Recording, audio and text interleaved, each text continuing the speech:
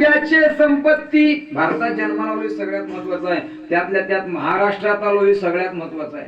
कारण महाराष्ट्र कुणाची भूमी आहे? त्याळकरी का बसा तुम्ही बसलेले बोलू देते झोपाल्या. महाराष्ट्र कुणाची भूमी आहे? संतांची भूमी आहे. आणि देवाची भूमी कुठली आहे? ती युपी. युपी देवभूमी आहे. सगळे देव जन्माला तिकडे आले का नाही?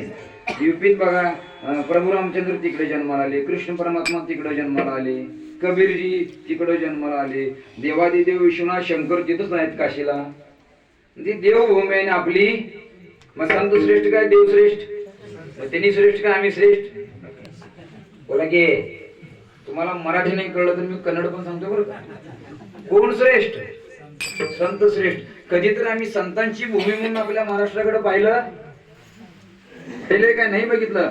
आम्ही बघत असताना कधी आम्ही म्हणतो ही माझी आहे, ते आमचे अजितदादा उठतात ते म्हणतात महाराष्ट्र माझा आहे, शिंदे साहेब म्हणतात माझा आहे, ठाकरे म्हणतात माझा आहे. तो कुणाचा नाही. महाराष्ट्र जर पहिल्यांदा सगळ्यात कुणाचा असेल तर त्या आळंदीच्या ज्ञानोबांचा आहे, नंतर देऊच्या तुकोबांचा आहे, नंतर पंढरीच्या विठोबाचा आहे आणि नंतर छत्रपती शिवबांचा आहे. मग बाकीचे सगळे आहेत. लक्षात घ्या. हा महाराष्ट्र आहे. या महाराष्ट्रात मी जन्माला आलो आणि जर वारी नाही घेतली किंवा पंढरीला न जाता मेला तर तुमच्यापेक्षा दगड जन्माला आलेला बरं. एक लोक म्हणतात बघा बिनकामाचा माणूस असतोय की नाही, कशाला माणूस म्हणून जन्माला आलायस, दगड म्हणून जन्माला आला असता तर भिंतीचं थर चालला असता.